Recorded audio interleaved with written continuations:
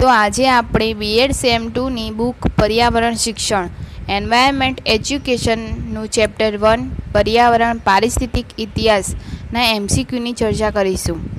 તો પ્રશ્ન નંબર 1, પૃથ્વીની બધી વસ્તુઓને કેટલા અને કયા કયા ભાગમાં વિભાજિત કરેલ છે? તો આન્સર આવશે 2 ભાગમાં, એક જૈવિક અને અજૈવિક. પ્રશ્ન નંબર 2, જૈવિક અને અજૈવિક વસ્તુઓ ઉપર માનવ અને પ્રાણીઓનો એક સરખો પ્રભાવ એટલે શું? તો આન્સર આવશે પર્યાવરણ. પ્રશ્ન નંબર 3, પર્યાવરણની સમગ્ર પ્રક્રિયામાં શેનો સમાવેશ થાય છે? તો આન્સર આવશે વૃક્ષો, વનસ્પતિ, જમીન, પવન, પાણી, પ્રકાશ અને તાપનો સમાવેશ થાય છે. પ્રશ્ન નંબર 4, હવા પ્રદૂષણનો પહેલો કેસ કયા દેશની અદાલતમાં દાખલ થયો? તો આન્સર આવશે અમેરિકામાં. પ્રશ્ન નંબર 5, પર્યાવરણ વિશે વિચારવાની શરૂઆત કઈ સાલથી થઈ હતી? તો આન્સર આવશે ઈસવીસન 1864થી. પ્રશ્ન નંબર 6, ઉદ્યોગોમાંથી નીકળતો ઝેરી ગેસ અને પ્રદૂષિત હવાના કારણે વાયુમંડળમાં જે થર જામી જાય છે તેનાથી વાદળો જેવું વાતાવરણ બને તેને શું કહે છે? તો આન્સર આવશે ધુમ્મસ. પ્રશ્ન નંબર 7, ભૂતકાળમાં પર્યાવરણીય પ્રદૂષણને કારણે બનેલી ઘટનાઓના કારણે કેવી ગંભીર સમસ્યાઓ ઉદ્ભવી હતી? તેનો આન્સર અમૂલ પ્રકાશનમાં પેજ નંબર 4 પર આપેલ છે. પ્રશ્ન number 8, British clean air act અધિનિયમ કઈ સાલમાં બનાવવામાં આવ્યો હતો? તો આન્સર આવશે ઈસવીસન 1956માં. પ્રશ્ન number 9, US clean air act અધિનિયમ કઈ સાલમાં બનાવવામાં આવ્યો હતો? તો આન્સર આવશે ઈસવીસન 1963માં. પ્રશ્ન number 10, Canadian clean air act અધિનિયમ કઈ સાલમાં બનાવવામાં આવ્યો હતો? તો આન્સર આવશે ઈસવીસન 1971માં. પ્રશ્ન નંબર 11, ચીનમાં વાયુ પ્રદૂષણનું આંક 300 ઉપર જતાં ક્યારે રેડ વોર્નિંગ જાહેર કરવામાં આવી? તો આન્સર આવશે 8 ડિસેમ્બર 2015. પ્રશ્ન નંબર 12, 1920 અને 1930ના દાયકા દરમિયાન મહામંદી અને ડસ્ટ બાઉલના પરિણામે પર્યાવરણીય શિક્ષણનો કેવો પ્રકાર અસ્તિત્વમાં આવ્યો? તો આન્સર આવશે સંરક્ષણ શિક્ષણ. પ્રશ્ન નંબર 13, પર્યાવરણીય શિક્ષણનો પ્રથમ લેખ કઈ સાલમાં શેમાં પ્રકાશિત થયો હતો? તો આન્સર આવશે ઈસવીસન 1969માં ફી ડેલ્ટા કંપનમાં. પ્રશ્ન નંબર 14, પર્યાવરણ શિક્ષણની પરિભાષા સૌપ્રથમ એજ્યુકેશનલ ડાયજેસ્ટમાં ક્યારે પ્રકાશિત થઈ? તો આન્સર આવશે માર્ચ 1970માં. પ્રશ્ન નંબર 15, પૃથ્વી દિનની ઉજવણી સૌપ્રથમ ક્યારે કરવામાં આવી? તો આન્સર આવશે 22મી એપ્રિલ 1970.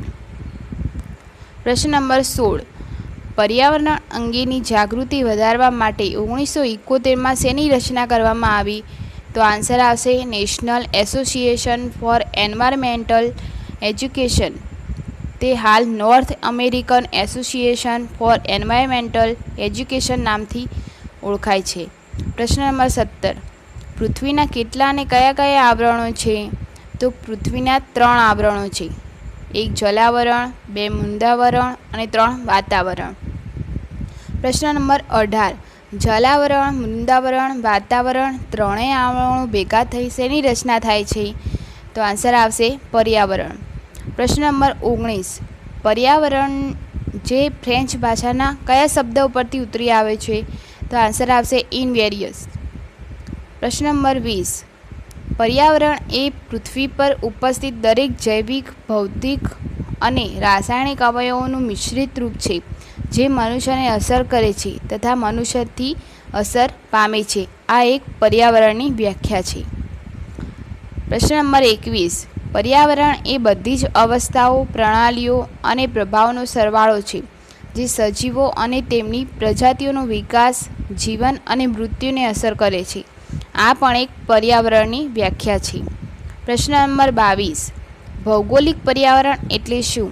પૃથ્વીની સપાટી અને પૃથ્વી પરની બધી જ કુદરતી વસ્તુઓ, કુદરતી સંસાધન, જળ, જમીન, પર્વત, મેદાન, ખનિજ પદાર્થ, વૃક્ષો, પ્રાણીઓ અને બધી જ કુદરતી શક્તિઓ કે જે પૃથ્વી પર પોતાનું અસ્તિત્વ ધરાવી માનવ જીવનને અસર કરે છે તેને ભૌગોલિક પર્યાવરણ કહે છે. પ્રશ્ન નંબર 23, પર્યાવરણ શિક્ષણ માટેના કેટલા પ્રકાર છે? તો આન્સર આવશે 3 પ્રકાર. નંબર 1, પર્યાવરણ માટેનું શિક્ષણ. નંબર 2, પર્યાવરણ વિશેનું શિક્ષણ. નંબર 3, પર્યાવરણ દ્વારા શિક્ષણ. પ્રશ્ન નંબર 24, પર્યાવરણ શિક્ષણનું કાર્ય પર્યાવરણ સાથે વ્યક્તિનું એ હદ સુધી સમાયોજન સ્થાપિત કરવાનું છે કે જેથી વ્યક્તિ અને સમાજને સ્થાયી સંતોષ મળી શકે. આવું કોણે કહ્યું છે? તો આન્સર આવશે બોસિંગ.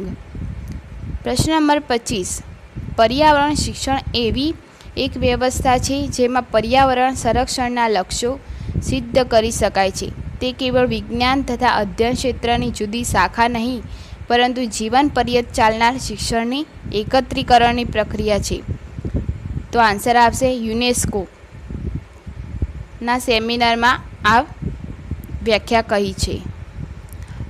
પ્રશ્ન નંબર 26, પર્યાવરણની ગુણવત્તા અને જીવનની ગુણવત્તા કોણ આપે છે? તો આન્સર આવશે પર્યાવરણ શિક્ષણ. પ્રશ્ન નંબર 27, પર્યાવરણના સ્વરૂપો કેટલા છે? તો આન્સર આવશે 3. પ્રશ્ન નંબર 28, પર્યાવરણના 3 સ્વરૂપો જણાવો. તો આન્સર આવશે 1, ભૌતિક પર્યાવરણ, 2, જૈવિક પર્યાવરણ અને 3, સાંસ્કૃતિક પર્યાવરણ. પ્રશ્ન નંબર 29, ભૌતિક પર્યાવરણમાં શેનો સમાવેશ થાય છે? તો મૃદાવરણ, જલાવરણ, વાતાવરણ, ઉષ્ણ તાપમાન અને વરસાદ.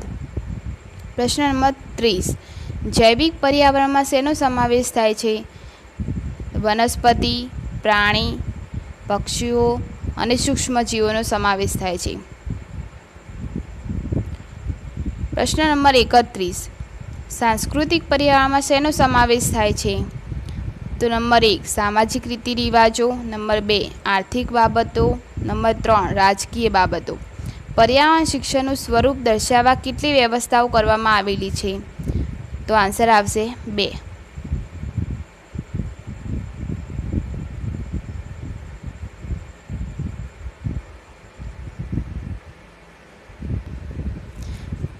પ્રશ્ન નંબર 33, પર્યાવરણ શિક્ષણનું સ્વરૂપ દર્શાવવા કઈ વ્યવસ્થાઓ કરવામાં આવેલી છે? તો આન્સર આવશે 1, પર્યાવરણ શિક્ષણને એક સ્વતંત્ર વિષય તરીકે ભણાવવો જોઈએ. નંબર 2, જુદા જુદા વિષયોમાં પર્યાવરણ શિક્ષણનો સમાવેશ કરવો જોઈએ. પ્રશ્ન નંબર 34, પર્યાવરણ શિક્ષણના મુખ્ય ક્ષેત્રો કેટલા છે? તો આન્સર આવશે 3. પ્રશ્ન નંબર 35, પર્યાવરણ શિક્ષણના મુખ્ય ક્ષેત્રો કયા કયા છે? 1, કુદરતી સંરક્ષણ. 2, પર્યાવરણીય સમસ્યાઓ અને 3, અન્ય ક્ષેત્રો. પ્રશ્ન નંબર 36, પર્યાવરણ શિક્ષણના માર્ગદર્શક સિદ્ધાંતો કેટલા છે? તો આન્સર આવશે 10. પ્રશ્ન નંબર 37, પર્યાવરણ શિક્ષણના અવરોધક પરિબળો કેટલા છે? તો આન્સર આવશે 7. પ્રશ્ન નંબર 38, પૃથ્વીના તાપમાનમાં 2 ડિગ્રીનો વધારો થાય તો જીવન સૃષ્ટિમાં કેટલી પ્રજાતિનું અસ્તિત્વ જોખમાય છે? તો આન્સર આવશે 15 થી 40%. પ્રશ્ન નંબર 39, પૃથ્વીના તાપમાનમાં 1 ડિગ્રીનો વધારો થાય તો ઘઉં, બટાટા અને ચોખાના ઉત્પાદનમાં કેટલો ઘટાડો થશે? તો આન્સર આવશે ઘઉંના ઉત્પાદનમાં 15.6%, બટાટાના ઉત્પાદનમાં 14% અને ચોખાના ઉત્પાદનમાં 15.1%નો ઘટાડો થશે. પ્રશ્ન નંબર 40, આગામી 30 વર્ષમાં ભારતના કેટલા ટકા જંગલો સાફ થઈ જશે જે વિનાશક અસર તરીકે ગણાશે? તો આન્સર આવશે 50%.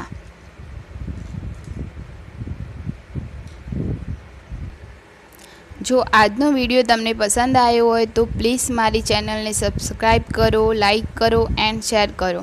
Thank you.